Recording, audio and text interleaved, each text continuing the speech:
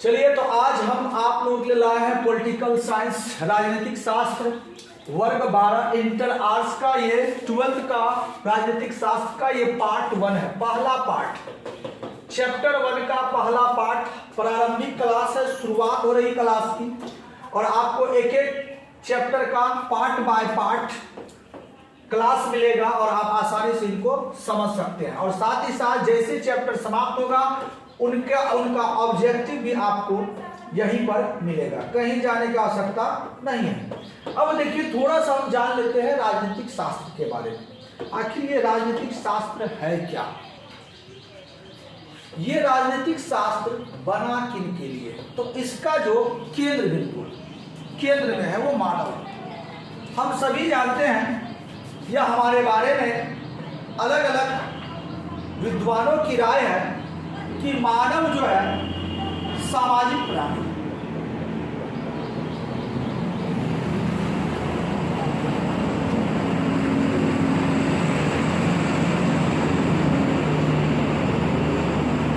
अब यह सामाजिक प्राणी है, तो ये समाज में शासन व्यवस्था को सीखेगा और इसी शासन व्यवस्था को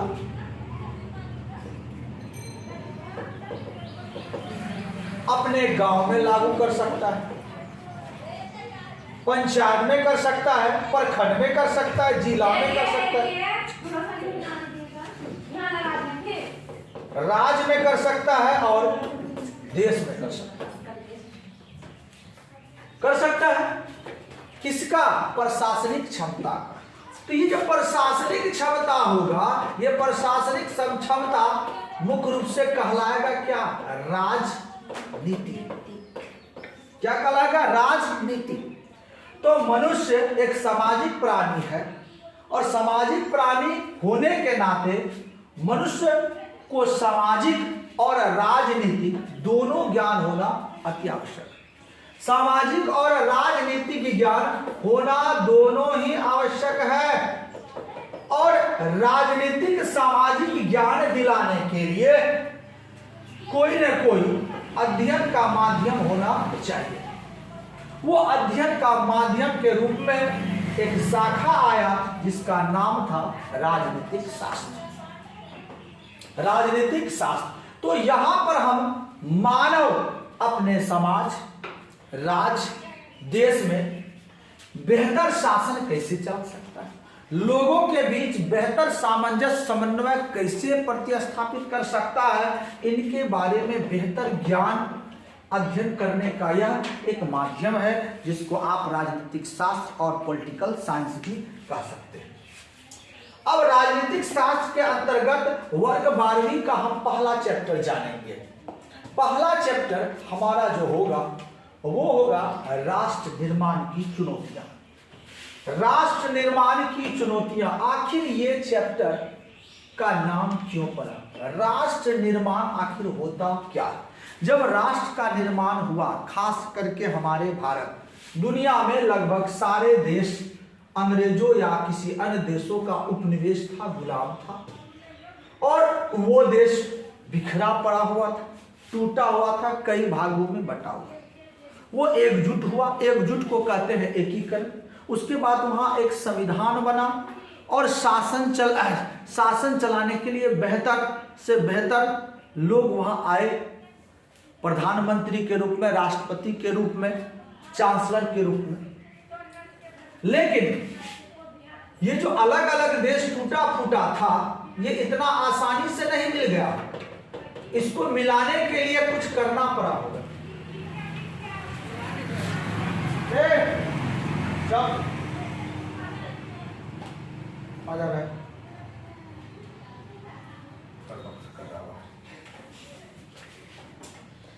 राष्ट्र निर्माण की चुनौतियां कई देशों का आया होगा। जर्मनी का एकीकरण, रूस का एकीकरण, बहुत सारे देशों में समस्याएं आई और इसी प्रकार की समस्या हमारे देश में भी देखने को मिला। कब? जब हमारा देश 15 अगस्त 1947 को आजाद हुआ। अब हम जानेंगे कि हमारा देश जो आजाद हुआ इसके बाद किस किस प्रकार की चुनौतियां आई, हमारा देश कितने भागों में बटा था और इनका एकीकरण कैसे हुआ, इनको कैसे भारत में विलय किया गया, कैसे एक संविधान बना, कैसे एक भाषा नीति बनी और भाषा नीति के अनुसार हिंदी राष्ट्र भाषा बना, कैसे यहाँ विभिन्न समुदाय के लोग एकता भाव से रह रहे हैं और उनके लिए किस प्रकार का संविधान में व्यवस्था की गई, इन सारे बातों का अध्ययन हम करेंगे राजनीतिक विज्ञान में। शुरू हो रहा है हमारा 15 अगस्त 15 अगस्त 1947 दिन था शुक्रवार। कौन सा दिन था ये? 15 अगस्त। 14 अगस्त का जो दिन था वो गुरुवार। भारत की आजादी की घोषणा पहले ही हो चुकी थी कि भारत को 15 अगस्त 1947 को आजाद करना। चूंकि यह बहुत बड़ा समारोह था, बहुत बड़ा दिन था, इस समारोह की तैयारी 14 अगस्त से ही सुबह से ही कर दी गई दिल्ली में। 14 अगस्त से यह समारोह चलना शुरू किया और 15 अगस्त को मध्य रात्रि में, यानी कि ये 14 है और इधर 15, इसी बीच में मध्य रात्रि में पंडित जवाहरलाल नेहरू भाषण देते और भाषण के बाद लोगों को विश्वास हो जाता है कि हमारा देश क्या हो गया, आजाद। लेकिन 14 अगस्त को एक और देश इससे टुकड़ा होकर, विखंडित होकर, विभाज होकर, भाज होकर बनता है, नाम है पाकिस्तान। तो प्रश्न ये उठता है कि 14 अगस्त को पाकिस्तान स्वतंत्र हो गया और भारत 15 अगस्त को स्वतंत्र हुआ, जबकि स्वतंत्र तो दोनों को एक ही दिन होना था। ऐसा क्यों हुआ? इसके पीछे रीजन क्या हो सकता है? तो अगर मसौदा ये तैयार किया गया हो कि ये स्वतंत्रता से पूर्व का जो भारत है, ये पूरा का पूरा भारत देख रहे हैं ना, ये स्वतंत्रता से पूर्व का भारत आपको दिखाई दे रहा लगभग। पहले से मसौदा तैयार किया गया कि भारत विभाजित होगा और विभाजित होगा तो इससे पाकिस्तान बनकर निकलेगा, एक पाकिस्तान ये बनेगा और ये पाकिस्तान ये बनेगा। मुस्लिम बहुल इलाकों को पाकिस्तान वाले क्षेत्र में बदल दिया गया, इसे पूर्वी पाकिस्तान कहा गया और इसे पश्चिमी पाकिस्तान कह दिए। तो पहले क्या देश को आजाद कर देगा कि पहले विभाजन होगा? पहले विभाजन की प्रक्रिया। जिस समय विभाजन हुआ, क्योंकि भारत तो पहले से था, क्या नहीं था? पाकिस्तान। विभाजन जैसे हुआ, विभाजन पर दस्तखत किया, विभाजन के फलस्वरूप कौन सा देश बना? पाकिस्तान। जिस समय साइन हुआ कि भारत का टुकड़ा किया जा रहा है और टुकड़ा के रूप में एक देश बनकर आया पाकिस्तान, वह दिन था 14 अगस्त का। बन गया पाकिस्तान और पाकिस्तान बनने के साथ ही वो अपने आप को क्या कहा? स्वतंत्र।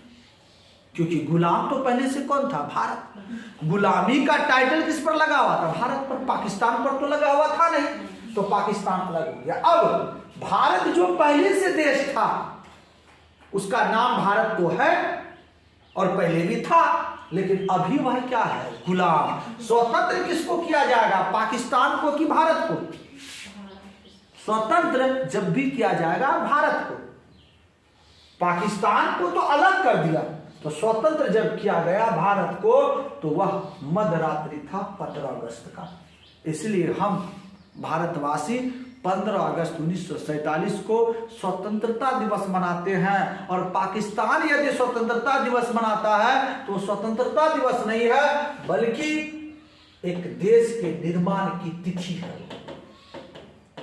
क्योंकि इसी दिन एक नया देश बना और हमारा देश पहले से इस पृथ्वी पर मौजूद था। तो भले ये कहता है कि पाकिस्तान स्वतंत्रता दिवस कब मनाता है, बोलता है 14 अगस्त। नहीं, पाकिस्तान अपने देश की स्थापना दिवस मना सकता है। स्वतंत्रता दिवस जब भी मनाएगा हमारा भारत मनाएगा। क्लियर है?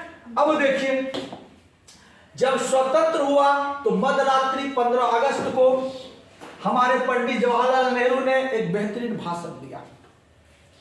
वो भाषण था, उस भाषण का नाम कहा गया ट्राइस्ट विद डेस्टिनी। इसे हिंदी में कहा गया भाग्य वधु से चिर प्रतीक्षित भेंट। भाग्य वधु से चिर प्रतीक्षित भेंट क्या था ये? पंडित जवाहरलाल नेहरू का ये भाषण आप देख रहे हैं, मध्यरात्रि को ये भाषण दे रहा है। और ये भाषण कब हुआ? जब हमसे ये भाग और ये भाग पूरी तरह से अलग हो चुका था। अब वास्तव रूप में यही हमारा बचा क्या? भारत। इस भारत का कई भाग ऐसा था जिसमें बड़े बड़े राजा बड़े बड़े क्षेत्र, जिसमें राजा बड़े बड़े क्षेत्रों पर अपना शासन चला रहे और जिन्हें आप रियासत भी कह सकते।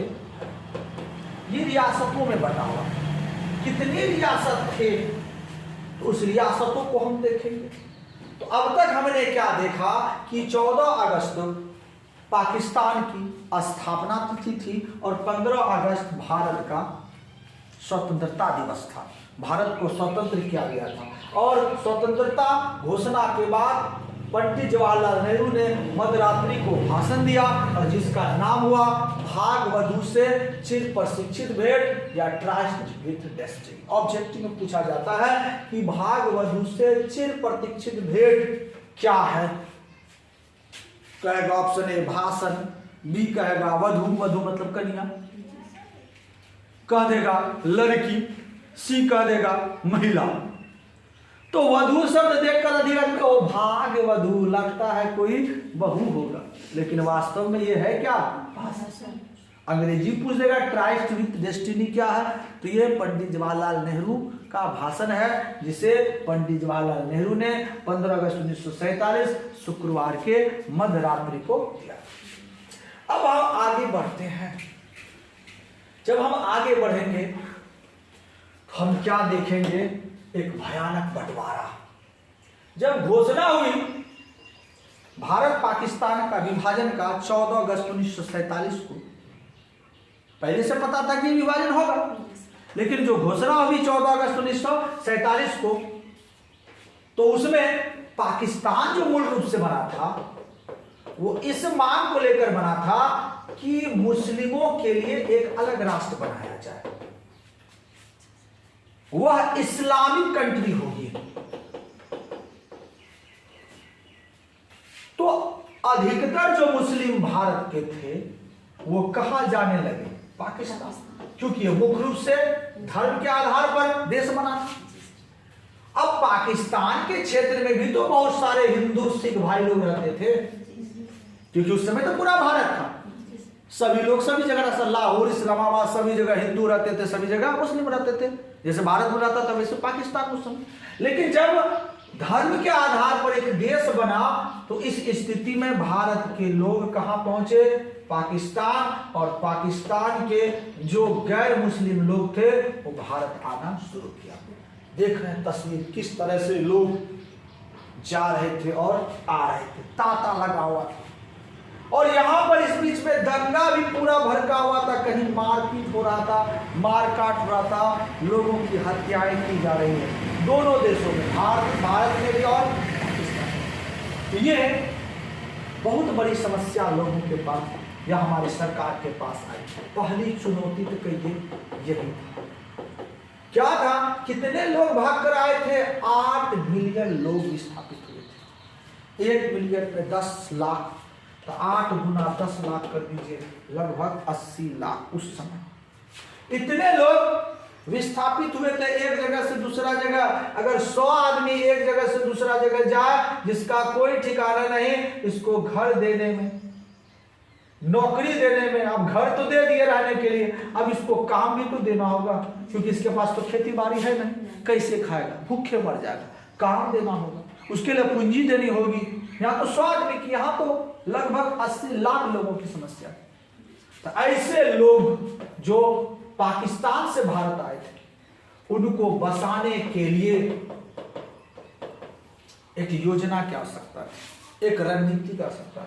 तो जो लोग वहां से भाग कर आए उसको एक नाम दिया गया, वो नाम जो था शरणार्थी था। तो क्वेश्चन पूछा जाएगा कि शरणार्थी किसे कहा गया, कौन थे शरणार्थी? तो आपका सीधा जवाब होगा कि भारत पाकिस्तान विभाजन के समय पाकिस्तान से गैर मुस्लिम लोग भारत आए यहां पर वास करने के लिए, ऐसे लोगों को शरणार्थी कहा गया। देखिए इसके बाद क्या हुआ कि लोग तो आना जाना शुरू कर दिया। 1947 15 अगस्त, अब ये आना जाना शुरू हुआ था कब तक? 2020 तक आते जाते रहेगा। एक लिमिटेशन होना चाहिए ना। मान लीजिए यहां से बहुत सारा लोग गया पाकिस्तान, वहां उसको 2-3 महीना रहा, उसको अच्छा नहीं लगने लगा, चलो रे यहाँ चलो, क्योंकि भारत में ये कहना था कि यहां पर सभी संप्रदाय के लोग रह सकते हैं, क्योंकि यह देश जो बनाता वो धर्मनिरपेक्ष था, इनका कोई भी धर्म नहीं था, मतलब यहां सभी धर्म के लोग रह सकते हैं। लेकिन पाकिस्तान तो धर्म के आधार पर बना है, पाकिस्तान में तो वही लोग रहेगा जो इस्लाम को मानते हैं। गैर इस्लामिक के लिए वहां क्या व्यवस्था होगा पता नहीं, क्योंकि ये धर्म के आधार पर ही देश बन रहा है और भारत धर्मनिरपेक्ष है, इसका कोई अपना धर्म नहीं है। तो बहुत सारे मुस्लिम भारत में ही क्या कर गए, निवास कर गए, लेकिन अधिकतर हिंदू वहां से भाग करके भारत आ गए, क्योंकि एक धर्म पे बना और एक बिना धर्म। अगर यहां पर विभाजन हो जाता, जैसे पाकिस्तान धर्म के आधार पर हुआ, भारत भी धर्म के आधार पर 2 भाग, एक भाग इस्लाम के लिए और एक भाग हिंदू के लिए, तब क्या होता? या गैर इस्लाम के लिए तो क्या होता? जितने भी मुस्लिम थे सभी को पाकिस्तान जाना पड़ता और जितने भी गैर मुस्लिम थे सभी को क्या आना पड़ता? भारत। लेकिन यहाँ ऑप्शन खोल दिया भारत में कि नहीं, मुस्लिम भाई का भी योगदान है आजादी में, वो इस देश में रह सकता है और बहुत सारे मुस्लिम यहाँ रहे। और समस्याएं यहां पर उत्पन्न हुई, जो बाहर से आए जो यहां रह गए तो उसके लिए कोई समस्या नहीं, वो जहां उसका घर था वो वही रह गया, जो वहां से आया उसके लिए समस्या हो गई। तो 8 मिलियन लोगों का विस्थापन कैसे किया जाए, विस्थापन करने की चुनौती थी। उसके बाद संविधान के अनुच्छेद 6 में, संविधान जो बना उस अनुच्छेद 6 में क्या लिखा गया कि 19 जुलाई 1948 15 अगस्त 1947 को आजाद हुआ और यहां से लोग आना जाना शुरू किए, और कब तक का? 19 जुलाई 1948। समझ जाइए, 19 जुलाई 1948, लगभग 1 साल का सकते भारत का वो नागरिक होगा। यानी कि 19 जुलाई 1948 तक जो लोग वहां से यहां आ जाएंगे या यहां से जाने वाले लोग यदि यही रह जाते, बहुत सारा मुस्लिम भी जा सकता है, अब मन हुआ कि हम जो है हमको अच्छा नहीं लग रहा है, हम 2-4 महीना के बाद जाएंगे या 8-9 महीना के बाद जाएंगे, तो कब तक? तो आप 19 जुलाई 1948 तक आप पाकिस्तान जा सकते हैं और वहां से आ सकते हैं। अगर आ जाते हैं तो आप भारत के नागरिक रहिएगा, अदरवाइज नहीं। ये आने वाला था। अब जाने के लिए भी व्यवस्था किया गया। अनुच्छेद 7, ये 1 लिख दिया, अनुच्छेद यहाँ 7 लिखा चले गया, 7 होगा। अनुच्छेद 6 में भारत के नागरिक हो सकता है कब? जब 19 जुलाई 1948 तक आप भारत वापस आ सकते हैं। अब जाने के लिए भी तो नियम होगा ना कि कब तक आप जा सकते हैं, इसके लिए अनुच्छेद 7 बना का 1 मार्च 1947 के बाद भारत को छोड़कर जाने वाले व्यक्ति भारत का नागरिक नहीं हो। 1 मार्च 1947 नहीं होगा, यहाँ मिसप्रिंटेड है 48। 1 मार्च 1948 आजाद हुआ 47 में, और जाने वाले को भी टाइम दिया गया 1 मार्च 1948 कि 1 मार्च 1948 के बाद अगर आप भारत छोड़कर चले जाइएगा या वहां से नहीं आइएगा, उस स्थिति में आप भारत का नागरिक नहीं। तो दोनों के लिए नियम बना दिया, जा सकते हैं कब तक? 1 मार्च 1948 आ सकते हैं कब तक? 19 जुलाई 1948। तो 1 मार्च 1948 तक आप जा सकते हैं और 19 जुलाई 1948 तक आप आ सकते हैं। इस कंडीशन को अगर आप अप्लाई करते हैं आप भारत के नागरिक होंगे, अदरवाइज नहीं। हो सकता है बहुत सारे लोग 1 मार्च 1948 को गया होगा, अप्रैल रहा होगा अच्छा नहीं लगा होगा, मई रहा होगा अच्छा नहीं लगा होगा, का भी टाइम लाइन है 19 जुलाई, वापस पुनः वो क्या होगा? आ गया, तो भारत का नागरिक होगा। यदि 1 मार्च 1947 से पहले हो गया, लेकिन अब वो वापस 20 जुलाई 1947 को आएगा, तो भारत का नागरिक नहीं होगा। तो दोनों के लिए अलग अलग कानून बना, आने के लिए जो कानून बना 6 में और जाने के लिए 7 में। आपसे क्वेश्चन पूछा जाएगा संविधान का अनुच्छेद 6 क्या है? लिखिएगा संविधान के अनुच्छेद 6 के अनुसार 19 जुलाई 1948 तक भारत आने वाले व्यक्ति भारत के नागरिक, और अनुच्छेद 7 1 मार्च 1948 के बाद छोड़कर जाने वाले व्यक्ति भारत का नागरिक नहीं होगा। छोड़ना है तो पहले ही, वापस आना है इतना तक आ जाओ। क्लियर? अब देखिए ये बंटवारा, और बंटवारा के समय में रेलगाड़ी जिसको जैसे मिलता था लोग वैसे जाते थे। देखिए किस प्रकार से जान में जोखिम लटक लटक के जा रहा था, कोई पैदल जा रहा था, पैदल चलो, जो बॉर्डर पंजाब वाले क्षेत्र के निवासी तो पैदल चले गया, किसी को गाड़ी नहीं मिला तो देखिए पैदल जा रहा, और कोई ट्रेन में अगर जा रहा तो बकरी बच्चा भेड़ की तरह जा रहा। किस तरह का वह दिन हुआ होगा विभाजन के समय। तो आपको हमने बताया कि शरणार्थी शब्द बनाया भारत के राजनेताओं ने, राजनयिकों ने। शरणार्थी लोग कौन थे, किसको कहा गया? 1947 में देश का विभाजन हुआ तो पाकिस्तान में रहने वाले हिंदू अपने प्राणों की रक्षा के लिए भारत में शरण लिए। वे एवं पूर्वी पाकिस्तान में रहने वाले, पूर्वी पाकिस्तान मतलब बंगाल, जो अभी बांग्लादेश जिसको कहते हैं, रहने वाले हिंदुओं ने पश्चिम बंगाल में, आसाम में शरण लिए। जो ऊपर से आ रहा था, ध्यान दीजिएगा, जो इधर से आ रहा था तो वो पंजाब राजस्थान वाले क्षेत्र में ले रहा था, जो यहां से आ रहा था जिसके बगल में आसाम, इधर आसाम पड़ता, इधर पश्चिम बंगाल पड़ता, इधर शरण ले रहा। ऐसे लोगों को ही क्या कहा गया? शरणार्थी। और शरणार्थी के गठन के लिए, पुनर्गठन के लिए, पुनर्वास के लिए कुछ योजना बनाया गया होगा। तो क्या योजना बनाया गया? तो उनका पुनर्वास किस प्रकार किया गया? तो क्या किया गया? ऐसे लोगों को शरणार्थी कहा गया, और भारत सरकार ने उन्हें रहने के लिए क्या दिए? मकान दिए, नौकरियां दी, काम धंधा चलाने के लिए वित्तीय सहायता दिया, अर्थात पूंजी भी दिया। आइए रहिए, काम धंधा कीजिए, आपको पूंजी भी देते हैं और आप यहाँ धीरे धीरे अपना विकास शुरू कर दीजिए। तो क्वेश्चन कई बार पूछा है कि शरणार्थी कौन थे, उनका पुनर्वास किस प्रकार किया गया। आप इस आंसर को लिख दीजिए, मार्क्स लेके आ जाइए। अब देखिए आगे हम टॉपिक को देखते हैं। तो भारत जब आजाद हुआ तो आप देखिए, एक बना पाकिस्तान, किस आधार पर? धर्म के आधार पर, इस्लाम, और एक इधर बना भारत। भारत जो बना वो धर्मनिरपेक्ष बना। अब धर्मनिरपेक्ष में क्या होता है कि यहाँ अलग अलग धर्म के लोग रहेंगे। जब अलग अलग धर्म के लोग रहेंगे तो हो सकता है दोनों में मतभेद उत्पन्न हो जाए। मतभेद को खत्म करने के लिए एक कॉन्सेप्ट लाया, एक सिद्धांत लाया जवाहरलाल नेहरू। उस कॉन्सेप्ट का नाम था विविधता में एकता। भले ही यहाँ अलग अलग धर्म, अलग संप्रदाय, अलग जाति के लोग रहेंगे, अलग भाषा के लोग रहेंगे, लेकिन उन्हें रहना होगा एकता भाव से। भिन्नता के बावजूद में क्या होगी? एकता। और अपने भाषण में भी इसने यही चीज, इसी चीजों पर फोकस किया। और आज देख रहे इसका परिणाम क्या है? इस देश में अलग अलग धर्म, संप्रदाय, जाति के लोग रहते हैं और सभी इसी देश के लिए जीते हैं और सभी इसी देश के लिए मरते हैं। तो यहां पर प्रश्न पूछा जाता है कि भारत विविधता में एकता का क्या अर्थ है?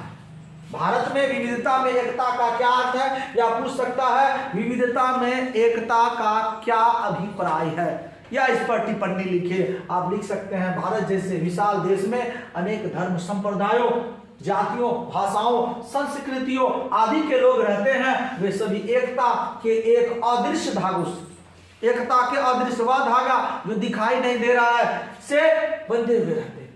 नेहरू जी के अनुसार यही क्या है, विविधता में एकता है। तो हमारा भारत का प्रथम प्रधानमंत्री कौन बना, पंडित जवाहरलाल नेहरू, और उन्होंने भारत में विविधता में एकता अपनाया। और उसके बाद बहुत सारे शरणार्थी आए, शरणार्थियों के पुनर्वास के लिए उसको मकान दिया, काम धंधा दिए, पूंजी। लेकिन ये भारत एक टुकड़ा में बटा हुआ नहीं। आजादी से पहले संपूर्ण भारत को अगर आप देखेंगे, मैं दिखा रहा हूं, ये कई रियासतों में बटा हुआ है, एक नहीं कई। ये देखिए जो आप देख रहे हैं, ये लाल लाल, ये पूरा का लाल, ये जो लाल है ये अंग्रेजों के अधीन था। यहां पर अंग्रेजी हुकूमत प्रत्यक्ष रूप से काम कर रही है। जो आप पीला देख रहे हैं, बड़ा सा देखें कितना बड़का है, ये पीला देख रहे हैं, ये पीला देख रहे हैं, यहां कोई न कोई राजा है जो शासन कर रहा है। लेकिन ये राजा जो शासन कर रहा है, यहां पर भी जम्मू कश्मीर में ये समस्याएं आएंगी, आप पढ़ेंगे आगे। जम्मू कश्मीर की समस्या आज भी भारत और पाकिस्तान जिसके लिए लड़ रहा है उसका नाम है जम्मू कश्मीर। क्या है समस्या, इनको भी हम जानेंगे। यहां पर जो राजा था, इन्हें भी अंग्रेजों के अधीन रहना पड़ रहा था। लेकिन अंग्रेज यहां प्रत्यक्ष रूप से शासन नहीं करे। जब तक अंग्रेज था तब तक तो ठीक था कि ये इसके अंडर में है, ये भी अंडर में, जितना पिलका वाला राजा है वो अंग्रेज के अंडर। अब अंग्रेज तो जा रहा है ना, अंग्रेज जब जाएगा तो अंग्रेज का भाग कौन सा है, लाल वाला भाग है ना, यही ना भारत को मिलेगा। ये मिलेगा क्या, इससे हम क्या करेंगे, आग्रह करेंगे। और संविधान में भी ये कहा गया, ये बताया गया, अंग्रेजों ने भी ये कहा कि कुछ भाग पाकिस्तान कहलाएगा, कुछ भाग भारत कहलाएगा। और जो रियासतें हैं ये छोटा छोटा पिलका, ये चाहे तो पाकिस्तान में मिल सकते हैं, चाहे तो भारत में मिल सकते हैं, और ना चाहे तो आप स्वतंत्र रह सकते। तीन बात कह दिया, या तो तुम भारत की तरफ चले जाओ, या पाकिस्तान की तरफ, या तो तुम अकेले रहो। तो जो राजा जिसका बड़का बड़का राज था, बड़ा बड़ा राज, वो चाहेगा कि हम उसमें मिले, तो कहेगा बाप इतना सब कुछ हमारे पास है, एक हम अपना अकेले देश बनाएंगे। उसमें से जम्मू कश्मीर और हैदराबाद ये सबसे प्रमुख, हैदराबाद सबसे प्रमुख था। ये लोग जल्दी नहीं मिला, और धीरे धीरे जो छोटका छोटका था वो मिल गया। कैसे मिले हुआ ये भी पढ़ेंगे। तो हम यहाँ पर क्या पढ़ रहे हैं कि चुनौतियां देख रहे हैं। क्या चुनौतियां है कि भारत को जो मिलेगा केवल कौन मिलेगा, अंग्रेजी क्षेत्र, अंग्रेजों वाला क्षेत्र। जो ये क्षेत्र था, ये क्षेत्र भारत को मिलने वाला नहीं। अब भारत उससे किस प्रकार का राजनयिक व्यवहार करता है, किस तरह का संबंध स्थापित करता है, उस पर निर्भर करेगा। दूसरा, जो यहाँ पर लोग थे, एक धर्म के लोग नहीं थे, भिन्न भिन्न धर्म के लोग थे। उन लोगों के बीच कैसे सामंजस्य स्थापित किया जाए, क्योंकि पाकिस्तान का जो विभाजन हुआ था, उस विभाजन का सबसे बड़ा कारण क्या था, हिंदू मुस्लिमों के बीच दंगा।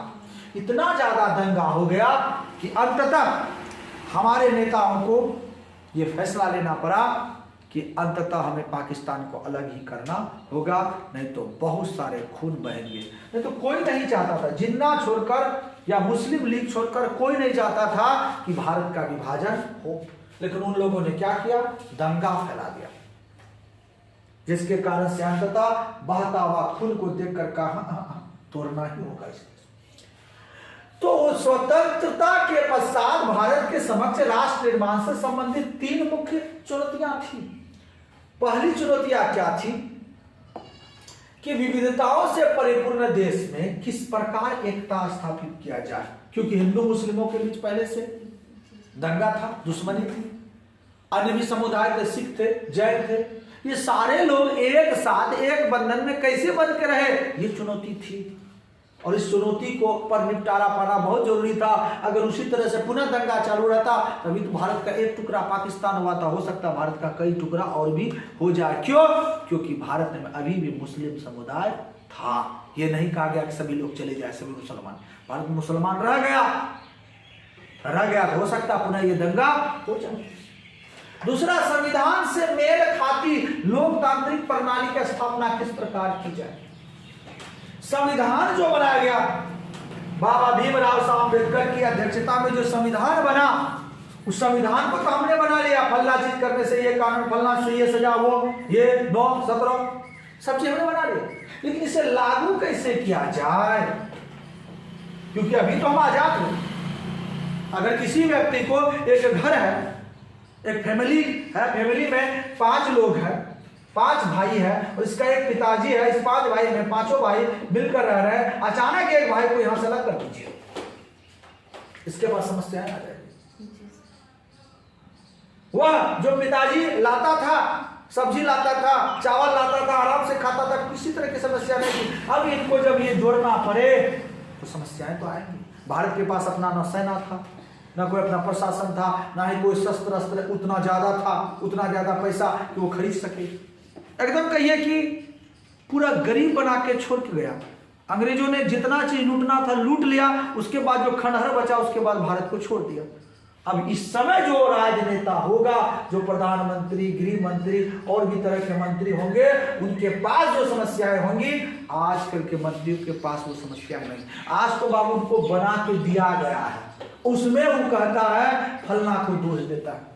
अगर आज का नेता नेहरू को या सरदार वल्लभ भाई पटेल को, अन्य को दोषी ठहराते कि इसने विकास नहीं किया, इसने ये नहीं किया, हो सकता है कुछ मामलों में मतभेद हो, विकास नहीं किया, लेकिन आपको उसकी परिस्थिति को भी देखनी होगी कि उस समय की परिस्थिति क्या थी।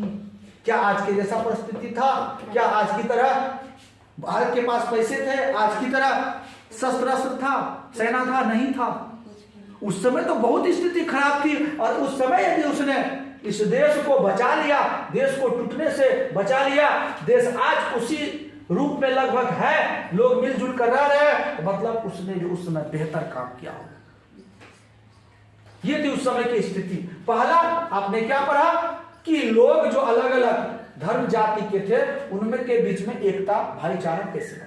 दूसरा, जो संविधान बना, उस संविधान का धरातल पर कैसे प्रतिपादन किया जाए। तीसरा, ऐसा विकास जिससे किसी एक वर्ग का नहीं वरन समूचे समाज का विकास हो, कैसे किया जाए। इस प्रकार से विकास किया जाए कि एक व्यक्ति का खाली विकास नहीं हो, पूरा समाज का।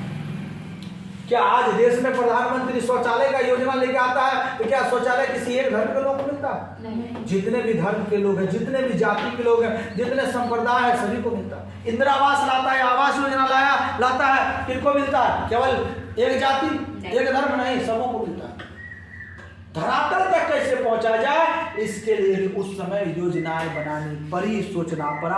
आज तो बनाया हुआ चीज है, पुराना पेंट के ऊपर में नई का पेंट क्या कर रहा है, चढ़ा रहा। और यदि कोई कहता है हमने ये चीज बनाया है, इसका मतलब आप अपने पिताजी का अपमान कर रहे हैं। उसने भी कुछ किया और आप उसी से सीख के उसके आगे जा रहे हैं। उसने मिट्टी बजवाया, आप क्या किए, उसमें ऊपर में गिट्टी भिजवा दिया, उसके ऊपर अलकतरा, उसके ऊपर और सुंदर सा पेंट करवा दिया, लेकिन नींव तो उसी ने डाला।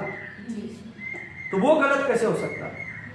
यदि वो गलत है तो आज आप उस पर चदरा डाल रहे हैं, अलकतरा डाल रहे हैं, कल आके उसके ऊपर में चांदी डाल देगा। इसका मतलब तब आप भी गलत होंगे, क्योंकि आपने चांदी नहीं डाला। तो उसने भी कुछ किया अपने परिस्थिति में, आप भी कुछ कर रहे हैं अपने परिस्थिति में। वो भी बेहतर था, आप भी बेहतर हैं, और आने वाले लोग भी जो होंगे वो भी क्या होंगे, बेहतर होंगे। अलग अलग समय में अलग अलग। तो ये 3 प्रमुख चुनौतियां थी भारत के, पूरे भारत के सामने, कि ऐसा विकास जिससे किसी एक वर्ग का नहीं वरन समूचे समाज का विकास हो, उसका निष्पादन कैसे किया जाए। तो एक और चुनौतियां होंगी कि ये जो विखंडित रियासत था इनका एकीकरण कैसे हो। एकीकरण मतलब कि ये सारा का सारा जो भाग है ये एक भाग मिलकर भारत कहने के लिए, भारत कहलाने के लिए कब राजी हो, जिसमें से सबसे बड़ी बात आती जम्मू कश्मीर और हैदराबाद। जम्मू कश्मीर का हरि सिंह कहा हम भारत में विलय नहीं होंगे, हैदराबाद वाला भी कहा हम विलय नहीं होंगे। तो भारत जो टुकड़ा में था वो भारत के जो रियासत थे उनकी संख्या थी 562।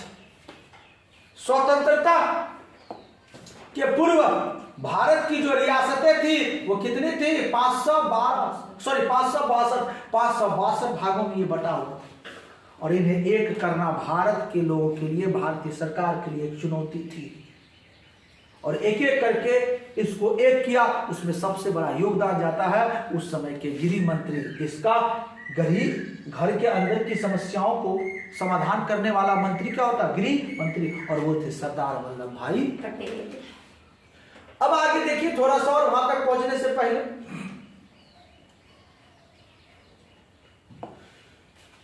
आपसे प्रश्न पूछा जाएगा कि राष्ट्र निर्माण क्या है। देश तो भारत है, कई टुकड़ों में है, लेकिन जब आप उसको एक कर लीजिएगा, उसको चलाने के लिए प्रशासनिक नियम कानून आप वहां लागू कर दीजिएगा, लोग भाईचारे के साथ रहना शुरू कर दे, विकास का प्रत्येक अंश धरातल तक पहुंचना शुरू कर दे, तब कहेंगे वह क्या हो गया? राष्ट्र निर्माण। तो क्वेश्चन पूछा गया कई बार कि राष्ट्र निर्माण क्या है? राष्ट्र निर्माण एक ऐसा प्रबंध है जो राष्ट्र एकीकरण का पर्याय है। एकीकरण मतलब जो टुकड़ा में है उसको एक कर देना। इसके लिए देश, प्रांतों या क्षेत्रों का ऐसा गठन किया जाए जिससे लोग जिसको लोग वैध माने, यानी कि इस प्रकार से गठन किया जाए कि लोग इसको सही माने, वैध माने। और कहता है तथा राजनीतिक एवं आर्थिक व्यवस्था सुचारू रूप से काम कर सके और उन पूरे क्षेत्र में आर्थिक और राजनीति में आपने क्या पढ़ा कि सामाजिक प्राणी है, समाज में कैसे चला जाता है, उसका प्रशासन बेहतर कैसे हो, वही किसके अंतर्गत आएगा? राजनीतिक। और आर्थिक उसका विकास कैसे हो, वो व्यवस्था कैसे सुचारू रूप से काम कर सके। अगर कोई क्षेत्र भारत में विलय नहीं होता है तो मान लीजिए ये हमारा भारत है, ये भी हमारा भारत कैसा है, ये भी भारत कैसा है, इसमें कोई राजा है। अब हमको यहां से यहां तक सामग्री पहुंचाना, तो सीधा सड़क तो मेरा ये था, लेकिन अब हमको सड़क कहां पहुंचा रहा है? ऐसे जाना पड़ रहा है। तो ये तो बाधाएं आएगी ना। तो अगर हम इसको मिला लेते डायरेक्ट सड़क पहुंचेगा और इसको मदद मिलेगा, इससे इसको मदद मिल जाएगा। लेकिन नहीं तो हमको ऐसे घूम के आओ, हो सकता ही दोनों ताकत के बल पे बंद कर दे, यहाँ के लोग तो मर जाएंगे। तो इनको एक जगह करके सुचारू रूप से वह व्यवस्था किया जाए जिसमें राजनीतिक और आर्थिक दोनों विकास हो सके। यही कहलाया क्या? राष्ट्र निर्माण। राष्ट्र निर्माण करने के बाद इस देश के प्रत्येक लोगों को जीवित रहने के लिए रोटी, कपड़ा और मकान,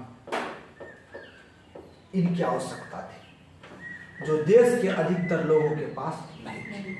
बहुत सारे जो शरणार्थी थे उसके पास तो ये सबसे बड़ा समस्या था। अंग्रेज जो छोड़ के गया था, ऐसा मत समझिए कि हमें अमीर बना के गया, हमें खंडहर बना के गया था, गरीब से भी गरीब। इन लोगों का पेट कैसे भरा जाए, रोटी कैसे हो, कपड़ा कैसे मिले, मकान कैसे मिले, सबसे पहली जरूरतें तो ये थी। उस समय जरूरतें ये नहीं थी कि स्मार्टफोन में 2 GB डाटा का रिचार्ज कैसे किया जाए, यूट्यूब में फलना फिल्म देखने के लिए कौन सा मोबाइल खरीदा जाए, वो उस समय नहीं थी। उस समय था पेट, बदन ढकने के लिए कपड़ा, रहने के लिए मकान। इन चीजों की आवश्यकता थी। आज का परिदृश्य कुछ और है, उस समय का परिदृश्य कुछ और था। और मान लीजिए जो ऊपर के लोग हैं, ऊपर तबके के लोग, अमीर वर्ग के लोग, जो मंत्री वर्ग के लोग हैं, बुद्धि वर्ग, पढ़े लिखे, उस समय पढ़े लिखे लोग बहुत कम था, मुंह में बोली ज्यादा नहीं था। यहाँ इनपुट मिल जाए जिसके पास मुंह में बोली नहीं। समाज में जब लाइन खड़ा किया जाए तो सबसे लास्ट में लाइन हो, लुगरा लल्ला वो आगे नहीं बढ़ पाए, वहीं पर है, तो वहां पर इनको ले जा करके कौन देगा? नहीं देगा तो ये मर जाएगा ना। तो ये व्यवस्था ही कहलाया सामाजिक न्याय और आर्थिक, कि सभी वर्गों के, समाज के जितने भी वर्ग हैं सभी वर्गों के अंतिम पंक्ति तक सरकार की जो भी योजनाएं हैं, योजनाएं क्या होगा, रोटी कपड़ा और मकान, सबसे पहले क्या होगा, गरीबी दूर हटाओ, तब ये ना आगे गरीब है खाने के लिए मिलियन रहा है और 20,000 का स्मार्टफोन लेके घूम रहा। तो सबसे पहला ये था कि गरीबी हटाना, और आज भी हमारे देश में गरीबी है, अभी तक हटा नहीं है। भले स्थिति बेहतर हुआ लेकिन अभी तक हटा नहीं है। कितना सरकार आया, कितना सरकार गया। तो सामाजिक न्याय, आर्थिक न्याय, समाज के सभी वर्गों के बीच समानता हो, उनकी मान मर्यादा सुरक्षित हो तथा गरीबों एवं बेकारी जैसी समस्याओं का निराकरण हो, आर्थिक समता दूर हो जाए, ऐसी स्थिति को ही क्या कहेंगे, सामाजिक न्याय। और ऐसी स्थिति को क्या कहिएगा, आर्थिक। तो समाज में न्याय अगर देना है तो कैसे दीजिएगा, उसका भरण पोषण होना चाहिए, उसको भोजन मिले, उसको मकान मिले। भोजन भी दे दिया, आज मकान भी दे दिए, आज खाया खत्म, तो कल काम करने के लिए क्या चाहिए, काम भी। ये सारी चीजें देना, इससे क्या होगा, इसका सामाजिक विकास भी होगा और इसका आर्थिक विकास भी होगा। और ये सभी लोगों का अधिकार है। सभी लोगों को ये अधिकार जब मिले तो उसी को कहते हैं सामाजिक न्याय और आर्थिक न्याय। ये आपका क्वेश्चन पूछने का तरीका हुआ। अब हम अगला टॉपिक में पढ़ेंगे रियासतों का विलय। जो 562 रियासतों में हमारा भारत बटा था, उस भारत को किस प्रकार से उस समय की सरकार ने एकजुट किया। उसमें से कुछ भाग जैसे जम्मू कश्मीर, हैदराबाद और भी कुछ क्षेत्र हैं जो भारत में पहले विलय नहीं हुआ, बाद में हुआ। उसमें से एक समस्या बनी रही जम्मू कश्मीर की, जो आज तक है। इन सारी बातों को हम अगले पार्ट में पढ़ेंगे।